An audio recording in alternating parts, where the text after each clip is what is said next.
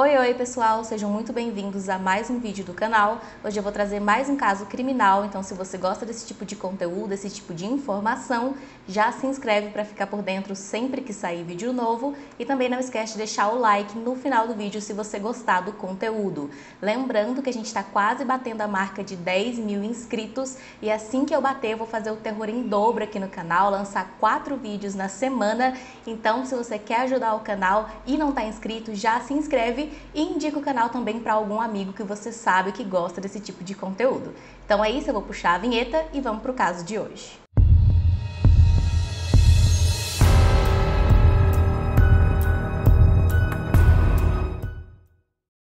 Jessica Mullenberg nasceu em 1982 em Eau Claire, Wisconsin.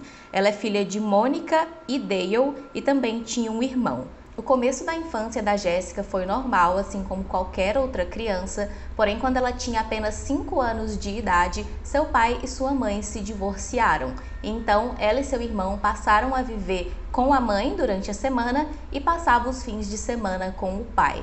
Depois de alguns meses, o pai dela começou um novo relacionamento com outra moça e ela frequentava bastante a casa deles ali e saíam bastante juntos.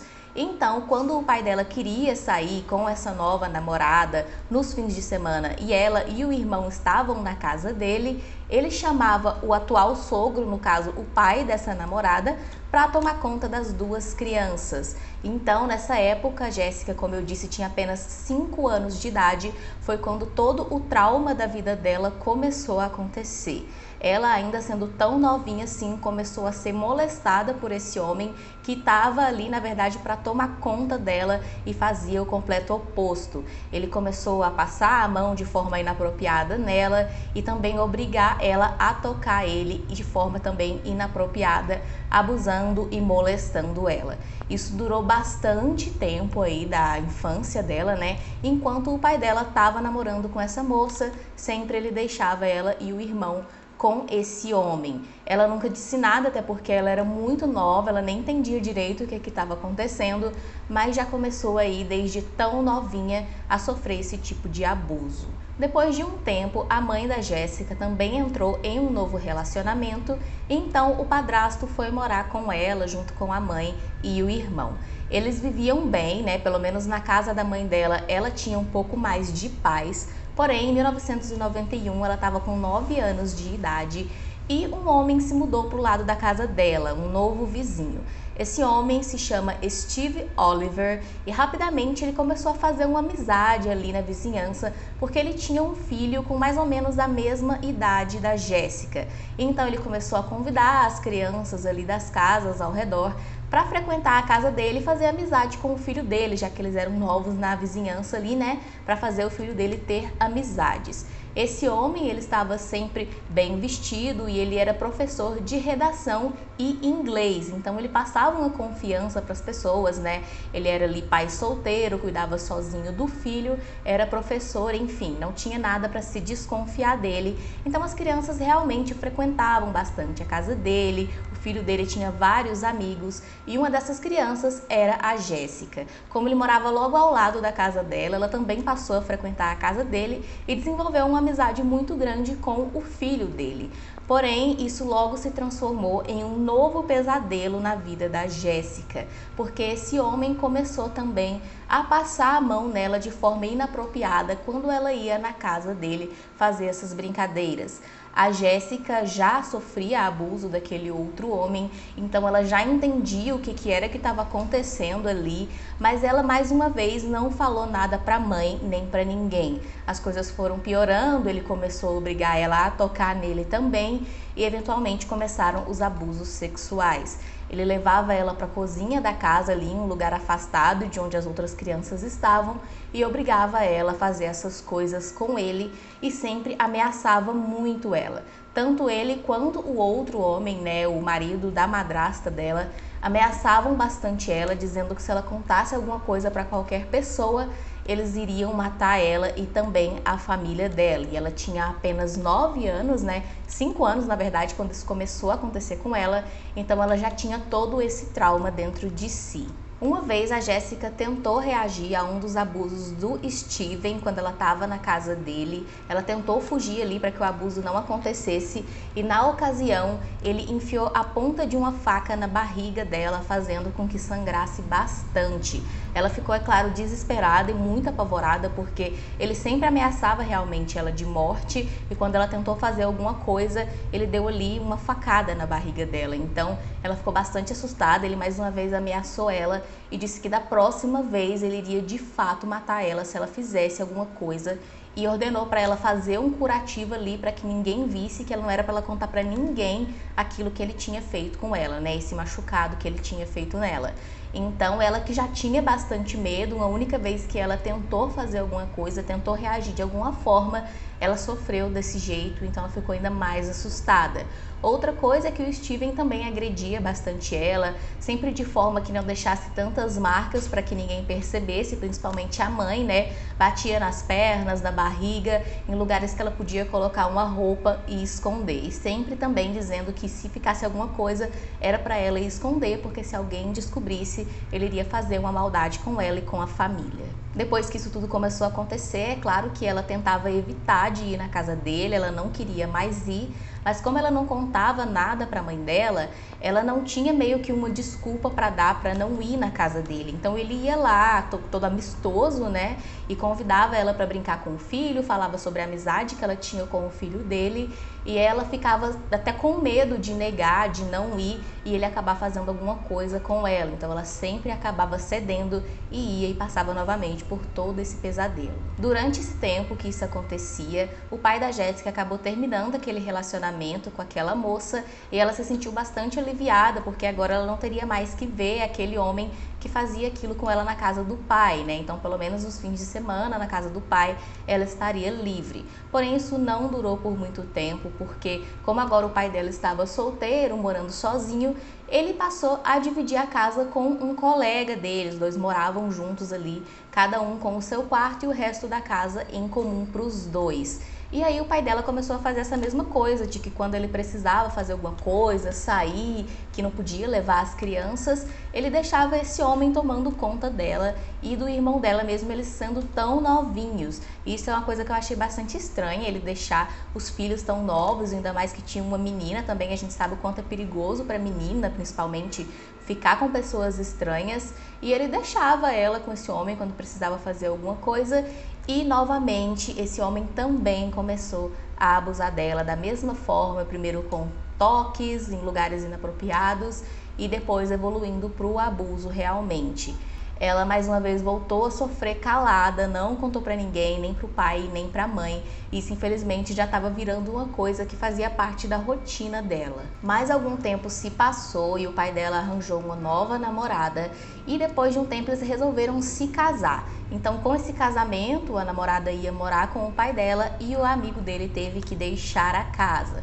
Mais uma vez, então, ela se sentiu aliviada porque esse homem não estaria lá e realmente dessa vez ela passou a viver em paz na casa do pai. Porém, na casa da mãe, com as visitas do Steven, né, e ela tendo que ir na casa dele, o pesadelo continuava. Quando ela fez 13 anos de idade, o padrasto dela recebeu uma promoção no trabalho e eles teriam então que se mudar de cidade.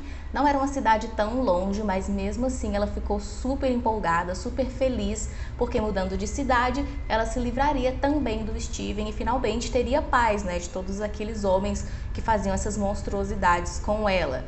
Então eles se mudaram de cidade, né, toda a família, e ela continuava indo aos fins de semana visitar o pai na antiga cidade. Porém, a obsessão do Steven com ela era tanta que ele se mudou também para a mesma cidade para onde ela foi e ligou para a mãe dela dizendo que tinha se mudado para lá e convidando ela e o irmão mais uma vez para ir brincar com o filho dele. Só que a mãe dela dessa vez já achou estranho ele mudar assim para a mesma cidade, continuar querendo que ela fosse até a casa dele e falou que ela não ia. Ele continuou ligando e insistindo nisso e ela achou ainda mais estranho. Eles acabaram discutindo por telefone e ela disse para ele não ligar mais, que a Jéssica não ia e que se ele continuasse insistindo ela chamaria a polícia. Ele então parou de ligar, desistiu, né, desse plano, mas ele mudou a estratégia dele, ele não desistiu por completo.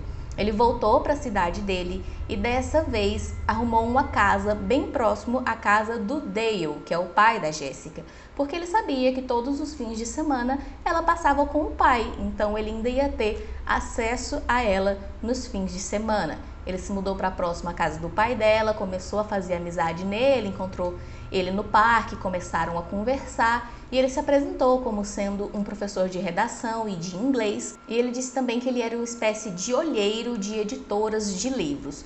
Porque ele sabia que a Jéssica, ela gostava muito de escrever contos, histórias, e ela tinha o sonho de ser escritora um dia. E então ele se aproximou do pai dela dizendo que era um olheiro de uma editora, que ele estava fazendo um clube de estudos para jovens que gostavam dessa questão de escrever, porque ele ia mandar os poemas, as histórias que esses jovens escrevessem para a editora, e a editora ia escolher um deles para fechar ali algum tipo de contrato. O pai dela então achou super interessante, porque sabia que a filha tinha esse sonho, falou que ela escrevia e tudo mais, e então o Steven convidou, ela para participar desse clube. A Jéssica já conhecia, o Steven, tinha medo dele, mas ela tinha esse sonho de ser escritora. E na sua ingenuidade, ela acreditou que realmente era verdade essa questão da editora, que ela teria essa chance, de fazer um contrato, de conseguir o sonho dela, e começou realmente a participar desse clube. Ela então começou a participar desse clube, ela escrevia as histórias dela, entregava para o Steven e ele dizia que tinha ficado muito bom, que a editora estava super interessada nela. Ele chegou até a dar dinheiro para ela e para alguns dos outros jovens que participavam desse clube, dizendo que tinha sido a editora que estava mandando para pagar eles pelos melhores contos que eles escreviam. Então ela estava realmente super animada com tudo isso, acreditando, e o pai dela também acreditava nisso. Então, um dia, o Steven foi até a casa deles, se mostrando super empolgado, dizendo que a editora tinha escolhido a Jéssica como o jovem prodígio ali, para fechar aquele contrato, porque as histórias dela eram realmente muito boas. Ela e o pai dela ficaram super animados, mas o Steven disse que a editora queria conhecê-la pessoalmente e que esse encontro seria em outra cidade que ficava a cerca de 3 horas de distância da casa dela, e eles já queriam encontrar ela no dia seguinte, então assim, super em cima da hora. O pai dela disse que não tinha como levar ela porque ele estava trabalhando, não tinha como ele folgar assim, então em cima da hora, já era no dia seguinte, e ele inclusive daria num sábado. E o Steven prontamente disse que não tinha problema, que ele levava ela porque essa era uma oportunidade muito boa, que eles não podiam desperdiçar, e que se o pai dela permitisse, ele levaria ela no sábado de manhã e retornaria com ela no domingo de manhã. O pai dela então aceitou isso, disse que ele podia levar sem pedir permissão para a mãe dela. A mãe dela nem sabia de tudo isso que estava acontecendo. E então ele permitiu que ela fosse, e quando foi no dia seguinte, dia 16 de setembro de 1995, o Steven pegou a Jéssica na casa do pai dela por volta de 7 horas da manhã e eles saíram em direção a essa cidade aí vizinha. Eles saíram de carro, a Jéssica no banco de trás e o Steven dirigindo, só os dois. E como a viagem era longa, a Jéssica acabou adormecendo no banco de trás do carro. Ela dormiu e cerca de 2 horas depois ela acordou e ficou completamente assustada quando ela percebeu que suas mãos e os seus pés estavam amarrados. Ela começou a entrar em desespero e perguntar para o Steven o que estava acontecendo. Ela perguntava, chorava, mas ele não respondia nada que ela perguntava para ele. Ele apenas disse para ela que ela não se chamava mais Jéssica, que o nome dela agora era Cindy Jones e que ela era a filha dele e o nome dele era David Jones. Ele disse que eles estavam indo para um lugar onde eles pegariam um avião e que se ela tentasse qualquer coisa, pedir socorro de alguma forma, ele iria matar ela e depois voltar para matar a família dela. Ele disse também que se alguém perguntasse para ela em algum momento o porquê dela estar com aquele semblante tão triste, era para ela dizer que a mãe dela e o irmão gêmeo faleceram recentemente em um acidente de carro. Então eles dirigiram por várias horas, como eu disse, ela perguntava para ele, suplicava para ele levá-la de volta para casa, mas ele não respondia a ela, e eles dirigiram até chegar no aeroporto do Kansas City. Ao chegar no aeroporto, ele então estacionou o carro em uma parte mais afastada e reafirmou aquela história para Jéssica, que o nome dela agora era Cindy Johnson, que ela era a filha dele, que ele se chamava David Johnson, e ameaçou novamente ela se ela tentasse alguma coisa. Para amedrontar ainda mais a menina, ele fez um corte no braço dela com uma faca e perguntou para ela se doía. Ela, é claro, disse que doía, completamente assustada, e ele disse então para ela que se ela fizesse alguma coisa ia ser muito pior e que ele ia matar ela usando aquela mesma faca. Ele desamarrou ela então e eles foram para o aeroporto e embarcaram no avião sob os nomes falsos deles de Cindy e David, e ninguém desconfiou de absolutamente nada. Lembrando que nessa época não tinha tanta segurança no aeroporto, não tinha detector de metais, então ele conseguiu embarcar sempre com a faca com ele para ameaçar ela a todo tempo. Eles voaram então para Houston, no Texas, e se hospedaram em um hotelzinho pequeno.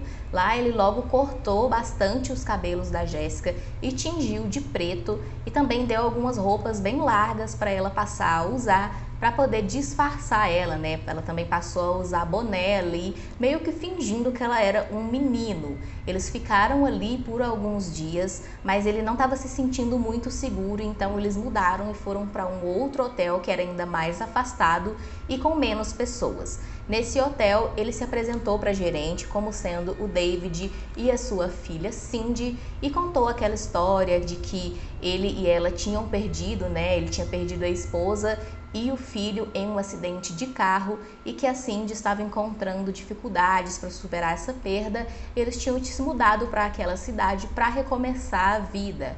A mulher então ficou com pena deles, né, e disse que ela podia ceder um quarto lá nos fundos do hotel, um quarto simples para eles ficarem, em troca de alguns serviços que o Steven podia fazer no hotel para ela. Ele então se mostrou muito agradecido, é claro, aceitou a oferta e eles foram para esse quarto. Esse quarto ficava realmente bem afastado, era numa área que estava em construção e não tinha ninguém hospedado nos quartos ao redor daquele. Então lá a Jéssica podia fazer barulho, pedir socorro, que ninguém iria escutar ela. Ela passou a viver os próximos dias e meses nesse quarto com o Steven. Ele mantinha ela quase sempre amarrada na cama, né, os pés e as mãos amarrados. Ela não fazia nada o dia inteiro. E além disso, é claro, os abusos, né, eram diários. Todos os dias ele abusava dela, às vezes até 2 vezes por dia. Além disso, ele também passou a fazer lavagem cerebral nela, xingando ela, dizendo que ela era inútil, que ela era feia, que ninguém nunca ia querer ela. E ele disse até depois de um tempo que não sabia nem o porquê dele estar escondendo ela, dele ter mudado o visual dela, porque a família dela não estava procurando por ela, eles não se importavam e eles não queriam ela de volta, né? Que ela tinha até sorte de ter ele para cuidar dela. Ele passou também a inventar histórias sobre essa falsa vida dela como Cindy e contava para ela como se fossem lembranças reais, a fim ali de confundir ela, de colocar essas coisas na cabeça dela como se fossem realmente memórias do passado e confundir ela para que ela fosse acreditando que ela realmente era essa Cindy. A Jéssica tentou fugir algumas vezes, porém ele sempre que saía, como eu disse, ele deixava ela amarrada e trancada também. O quarto de hotel era na chave, né? Então ele trancava pelo lado de fora e ela não conseguiria sair. Tinha um telefone no quarto do hotel, mas ele mudou as configurações do telefone para que ela não conseguisse discar o número correto da casa dela. Então, ela até chegou a tentar ligar para casa nesse telefone, mas ela discava e o telefone estava com outras configurações, então o número sempre dava como número incorreto.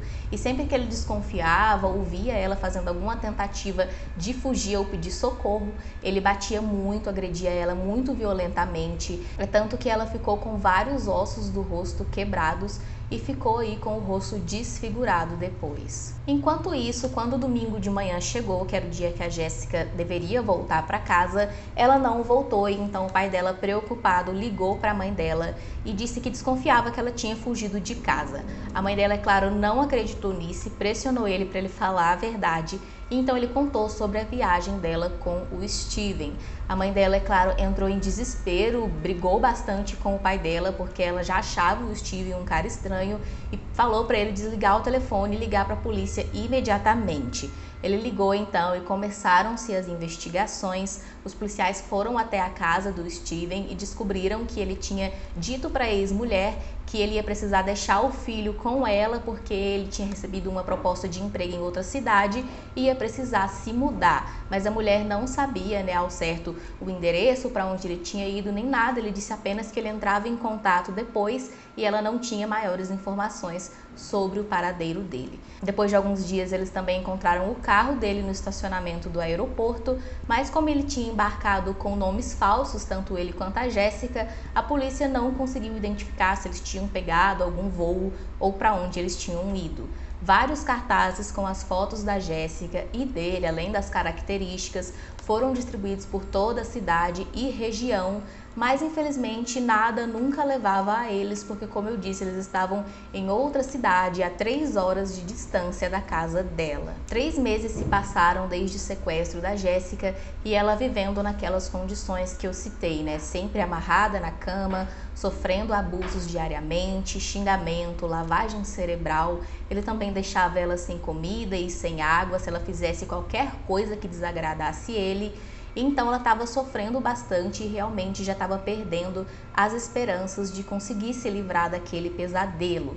Porém, depois de 3 meses, eles conseguiram finalmente exibir uma reportagem nacional que contava sobre o caso da Jéssica, que mostrou fotos dela e também do Steven.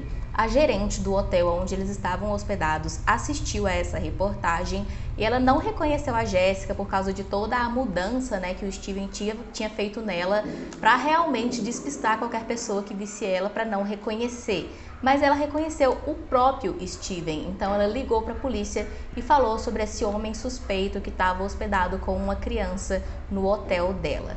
A polícia então sentiu ali uma luz de esperança e foram imediatamente para o local. Então, em 28 de dezembro, a polícia invadiu o quarto do hotel do Steven e da Jéssica e renderam ele.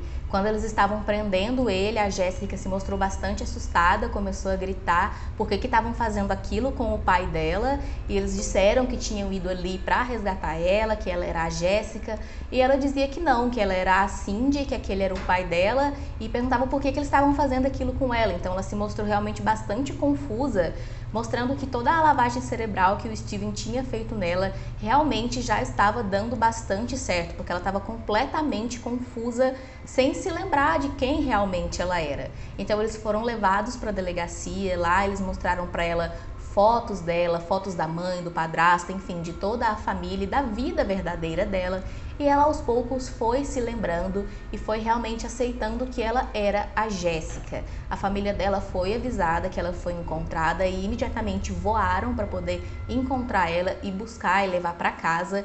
E ao ver a mãe, a ficha dela caiu completamente e ela ficou bastante emocionada, elas se abraçaram, mas ela ainda estava realmente bastante confusa com tudo aquilo, porque ela era apenas uma criança que tinha sofrido todos aqueles traumas, não só naqueles 3 meses, mas desde os 5 anos de idade, ela sofria com esse tipo de abuso, então o psicológico dela estava completamente desestruturado. Ela voltou para casa e logo eles inseriram ela de novo no colégio para ela voltar à vida normal dela o mais rápido possível. Ela própria queria isso, né? Deixar tudo para trás. E na escola ela encontrou também alguns obstáculos de outras crianças que questionavam ela, faziam bullying, ficava perguntando por que ela não tinha fugido. E enfim, ela teve que enfrentar todas essas dificuldades, todas essas perguntas que faziam a ela e não deixavam ela esquecer isso, né?